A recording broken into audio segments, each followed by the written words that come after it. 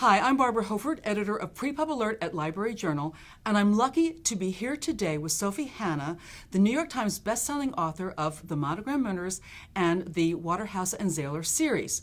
We're here to talk about Sophie's new novel, Woman with a Secret, which is coming out this August from Morrow. So welcome, Sophie. Thank you for coming across the ocean to talk to us about your book. Thank you. It's great to be here. Thank you. I'm going to give a little bit of an introduction to the novel before we plunge into conversation.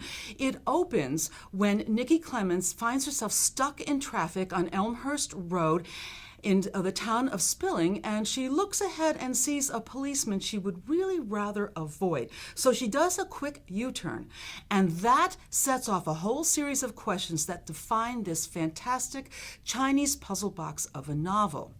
Why did Nikki turn around? What does she have to do, if anything, with the acidulous newspaper columnist Damon Blundy, who's just been murdered down the street? Why does the phrase, "he is no less dead," which is found painted in red at the crime scene, start to sound familiar and creepy to our heroine? And is she in fact our heroine? Because she admits she's something of a liar, and she had been having a cyber affair with a man named Gavin, even though she's a married woman. And can D.C. Simon Waterhouse and D.S. Charlie Zahler figure all this out before the end of the novel? Let's find out. Okay. Sophie, one of the things that struck me about this book, first, it's really two novels in one, or two mysteries in one. First of all, there's a police procedural, the trying to figure out who killed Damon Blundy, and it's also the mystery of Nikki, as the title suggests. Who is she, and where does she come from? When you were writing, were you thinking of it as two in one? Did one predominate in your mind? I had a sense as a reader of their equal parts, but I sort of I felt Nikki's story predominated and set the tone. Is that what you intended?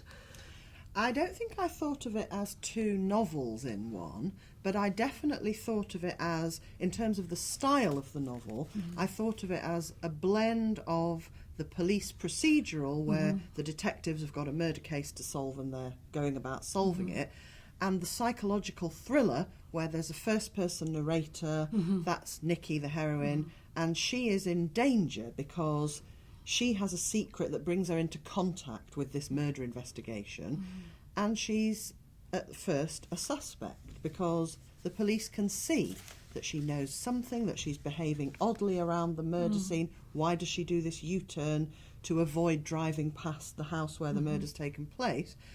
Nikki knows she hasn't committed a murder, but she can't tell the police what she needs to tell them to convince them that she's innocent, because she's only innocent of murder. She's not at all innocent of many other wrong things that she's been getting up to. So I don't see it as two novels in one. I see it as the sort of interwoven story of how this woman's personal life and personal dangers, you know, the danger that her family will find out her secret and it might lead to the destruction of her family, that becomes involved with the sort of more traditional crime novel murder mystery plot. And I quite like taking those two elements, the standard murder mystery and the psychological thriller of, you know, a woman sort of unravelling, and seeing if I can sort of wrap them around each other to form one multi-layered story. So that was what I was trying to do. Which you do very successfully. As I says, it's a real puzzle box, but all the pieces do come together. I have to say, I did a second read just to make sure I really understood what was happening, and that was fun.